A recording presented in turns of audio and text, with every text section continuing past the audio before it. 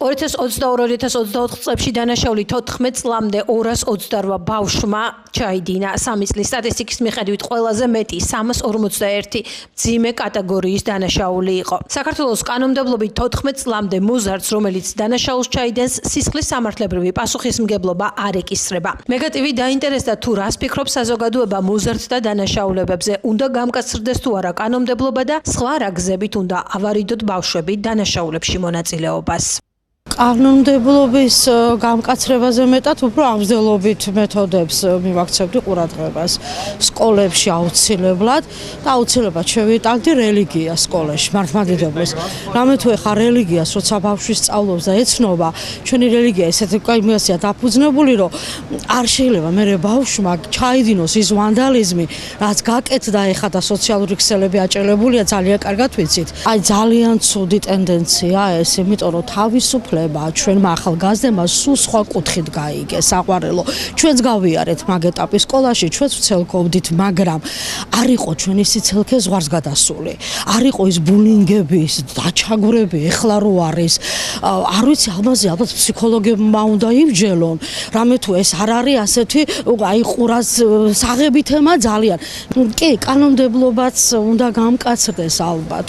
იყო ჩვენ დროს ეხლა ეს ავაცახსენებული კომუნისტები იყო რაღაც ისეთი დაწესებულებები, რომ ამით ბჭყალებში აშინებდნენ ბავშვებს. აი გადაგიყვან იმ დაწესებულებაში, თუ სწორად არ მოიქცევი, ალბათ საჭიროა. და დანაშაულზე, რასაც ჩაიდიან, კაცრად უნდა დაისაჯონ, რომ შემდეგში არ მივიღოთ ის უარესი მდგომარეობა, რომ იტყვიან. მე ვფიქრობ, აუცილებლობას წარმოადგენს.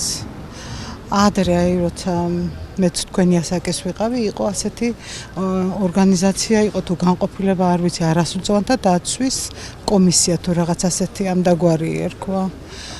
და ვინც საჭირო იყო აპატიმებდნენ, ვინც საჭირო იყო ათავისუფლებდნენ.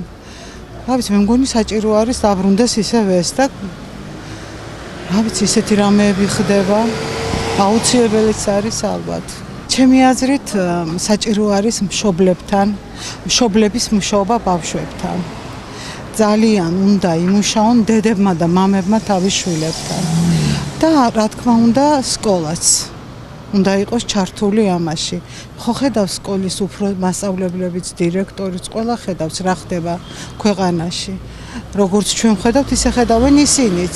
და მე ვფიქრობ, ჩვენი მომავლისთვის ეს ბავშვები ხო არასრულწლოვნები ხო ჩვენი მომავალია. ჩვენი საქართველოს მომავლები არიან ისინი. და მე მგონი ყველამ უნდა ვიფიქროთ ამაზე და უნდა გამკაცრდეს აუცილებლად. უფროს უმცროსობა არავინ იცის, უფროსეს პატივს არავინ სცემს. არ ვიცით რომ მოიტანა ეს თუ იმან რომ მშობლები წასულები არიან და შვილებს ვერ ზდიან, ბებიები და ბაბუები ვერ შვებიან, მოხუცები. არ ვიცი რა მოიტანა ეს ვერ გეტყვი დადიკო. კანონები კი ცოტა უკეთეს პირობები უნდა და სპორტით რაღაცით დაკავება, მე მგონი კანონების გამკაცრებით არ ვიცი, არ მგონია რაიმე შედეგი მივიღოთ უარესობის მეტეხ. აუცილებლად უნდა გამკაცრდეს. გამკაცრდეს, იმიტომ რომ ძალიან ცუდად იქცევიან ახალგაზრდები და ამის გამო. სასჯელი დაისაჯონ. რა თქმა უნდა, აუცილებლად. ეს არა დიდი ხანი რაც ეგეს გატეხეს, გვერდზე კიდე გუშინცი გატეხეს ახლა აგე მუშაობენ ზავოჟნიკები და მის ოთახი გატყდა. მიგატეხა მსიარულობა. დაუჟირობის სინდრომია საქართველოში და აი მაგია. ადრე მაგალითად იყო არასრულწლოვნებზე არსებობდა კოლონიები იყო, სპეციალური კოლონიები. ნუ არ იყო კარგი კერას ასემონო, მაგრამ უკვე აუცილებელია. ეს გატეხეს 13 წლის წინ, აი ეს ჩემი ოთახი. აგე გვერდზეც გატეხეს, აგეს გატეხეს. და კამერები, პირდაპირ აი ჩანს კამერებში როგორ აი პატარა ბავშვები რა. ასე თუთყელის ბავშვები საყეს არ მალავენ და აი პოზიორობენ რა. ვიღაც უფროსები ავალებენ როგორ ჩანს და ეგენი ასრულებენ საქმეს. დაიჭირე, კიდევაც დაიჭირეს პოლიცია, მაგრამ რა მე ეგრევე გაუშვეს. იმიტომ რომ არ შეიძლება დაჯა ცეცხლოვანის და ამიტომ თუ გამკაცრდება, ძალიან კარგი იქნება. ახმა, მშობლებმა უნდა მიიღონ საჭირო ზომები და მე რა თქმა უნდა საზოგადოებამაც და სკოლამაც და ყველამ რა ერთად. რომ აღიზარდოს მომავალთაობა, ჩანსაღი სულისკვეთები და ჯანსაღად რო აღიზარდოთ რა. და მიყოს ყველა მონაწილეობა მასში. ალბათ ევროპას უნდა მიმართოთ ან სხვა ცივილიზებული ქვეყნებს, რომ ისინი როგორ იქცევიან და იქ რა შედეგებია. იმის და მიხედვით ალბათ სხვისი გამოცდილებაა საჭირო გამოვიყენოთ. მე მგონი ესე. ვისთავად არ უნდა გამკაცდეს. არ უნდა გამკაცდეს. როგორც იყო ნორმალურად იყო და დარჩეს ის. მაგი ახლა მომრავლდა თუ არა არ იყო ახლა მომრავლდა ალბათ აღზრდა აკლიათ. და უფრო მეტი აღზრდელობით სამუშაოებია საჭირო რომ არ გააკეთოს ას. მე ვფიქრობ მაინც ამგზელობითი სამუშაოებები უნდა ჩატარდეს და დაჟჯა მაინც ბოლო ვარიანტია. დაჟით არავინ არ გამოკეთებულა ჩემი აზრით მსოფლიოში და ჩვენი ბავშვები მით უმეტეს. 2022-2024 წლებში დანაშაული 14 წლამდე 228 ბავშვმა ჩაიდინა. მათ შორის 2024 წელს დანაშაული 14 წლამდე 75 ბავშვს აქვს ჩადენილი. ამის შესახებ იუსტიციის სამინისტროს მიერ ფრაქცია ქართული ოცნებისათვის მიწოდებულ სადებუტატო კითხვის პასუხში აღნიშნული. დოკუმენტის მიხედვით დანაშაულის ჩამდენ 14 წლამდე ბავშვებს შორის 2024 წელს უკანონო ქმედება 8 წლის 3 ბავშვს აქვს ჩადენილი, 9 წლის 6 ბავშვს, 10 წლის 2 ბავშვს, 11 წლის 11 ბავშვს, 12 წლის 32 ბავშვს და 13 წლის 21 ბავშვს. რაც შეეხება არასრულწლოვნების მიერ ჩადენილ დანაშაულს 2022 წლიდან 2024 წლის ჩათვლით პერიოდში ჯამში არასრულწლოვნების მიერ ჩადენილი დანაშაულების საერთო დევნობა 496-ში ადგენს. მათ შორის 2024 წელს არასრულწლოვნების მიერ ჩადენილი დანაშაულების ოდენობა 200-ია. 3 წლის სტატისტიკის მიხედვით არასრულწლოვნების მიერ ჩადენილი უკანონო ქმედებების ხასიათებიდან ყველაზე მეტი 341 მძიმე კატეგორიის დანაშაულია. დანაშაულის ჩამდენ არასრულწლოვნებს შორის 300 მდედრობითი სქესისაა, 466 კი მამრობითი სქესის. იურიდიული დახმარების სამსახურის ქუთაისის ბიუროს უფროსი გელა სიორდია საუბრობს, როგორია ქვეყნის მიდგომა, რა გარემოებებში შეიძლება მოხდეს 14 წლამდე მიუღწეველი პირის მხრიდან დანაშაულის ჩადენა და რაშია გამოსავალი. ფაქტი არ ეხეს კანონია საჯაროა დამალული არ არის და ცხადია ყველასთვის კონსტატაცია რომ 14 წელს მიუღწეველმა არასრულწლოვანმა რა დანაშაულის არ უნდა ჩაიდოს, მას სისხლის სამართლებრივი პასუხისმგებლობა ვერ და არ დაეკისრება. არ ვიცი, ძალიან უხეში მაგალითად თუ კაციც რომ მოკლას, ვერაფერს ვერ უზამენ ამ ბავშვს, საჟელი არ არის ამისთვის და დანაშაულად არ იწვევს. არანაირი საჟელი არ არის, იმიტომ რომ არც ჯარიმა რა თქმა უნდა, არც ჯარიმა არ არის და არც საერთოდ არანაირი საჟელი არ არის, იმიტომ რომ ითვლება რომ 14 წლის ასაკს მიუღწეველი არის და ასაკის გამო მას არ ეკისრება სისხლის სამართლებრივი პასუხისმგებლობა.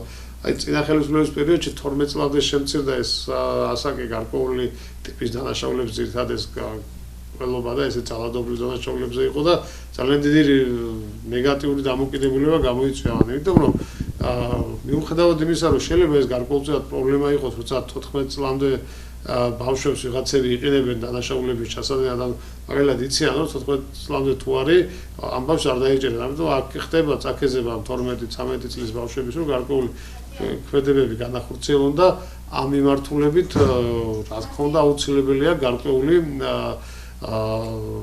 პრევენციული ზომების გატარება, გამოვლენა იმ ჯგუფების, რომლებიც აკეზებენ ამ ბავშვებს, რომ მსგავსი ქმედებები განახორციელონ და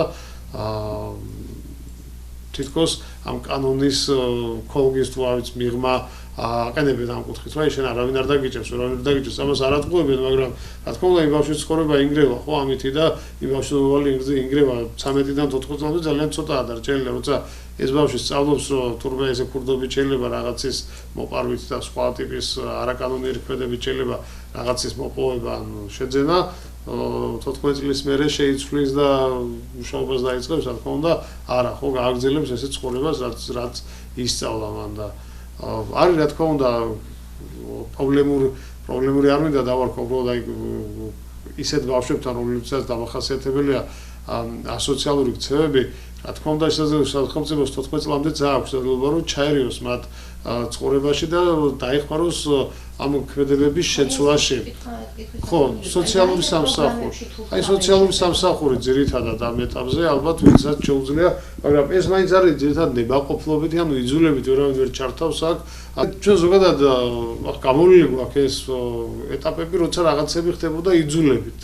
დღეს ჩვენი ქვეყანა, ჩვენს ქვეყანაშიც, ცივილიზებულ მსოფლიოშიც ყველა თანხმდება იმაზე, რომ მით უმეტეს ბავშვს შეუძლებელია რაღაცა იძულებით გააკეთებინა, უფრო უარეს შედეგს იძლევა. ამიტომ ნახეთ ეს მუშაობა როგორ უნდა იყოს და საუკეთესო შემთხვევაში როგორ უნდა ხდებოდეს ბავშვი მაგალითად 12 წლის ბავშვი რომელმაც მოიპარა რაღაც მასთან უნდა ვინც ოჯახის გარდა ერთვებოდეს ეს უნდა იყოს სოციალური მუშაკი რომელმაც უნდა გამოარკვიოს რომ ამ ბავშვმა ეს რა ვითარებაში და რა პირობებში ჩაიდინა რის გამო ჩაიდინა შიოდა და იმის გამო მაშინ ეს პრობლემა უნდა გადაუჭრათ ამ ბავშვს თუ შიოდა და იმიტომ მოიპარა მაღაზიაში რაღაცა როცა არ მოშევდება აღარ მოიპარავს ხადია ხო თუ ისეთ წრეში და სოციუმში აღმოჩნდა რომელიც უბიძგებს მას ასეთი ქმედებისაგან მაშინ ამ წრეს და ამ სოციუმს უნდა ჩამოვაცილოთ და აი ესე უნდა იყოს და არა ის რომ მოდი დავსაჯოთ ახლა და სადღაც გამოვამწყვდიოთ აი მე მახსოვს ახლა როცა ბავშვი ვიყავი ჯერ კიდე საბჭოთა პერიოდი იყო ჩვენს ქვეყანაში და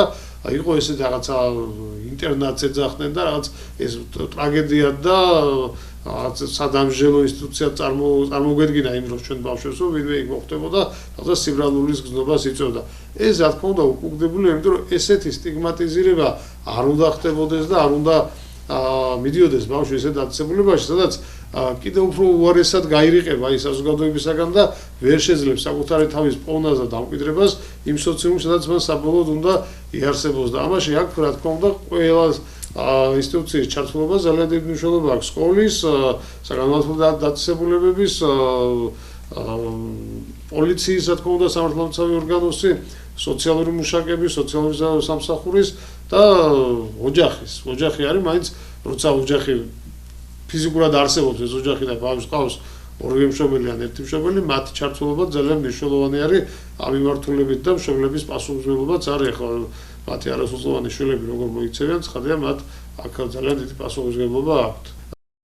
ქართული ოცნების ერთ-ერთმა ლიდერმა მამუკა მდინარაძემ 2 თებერვალს განაცხადა, რომ ისინი დაინიცირებენ კანონპროექტს, რომლის მიხედვითაც არასრულწლოვანთა მსჯავრდებულება გამკაცრდება, თუმცა მამუკა მდინარაძეს დეტალები არ დაუზუსტებია.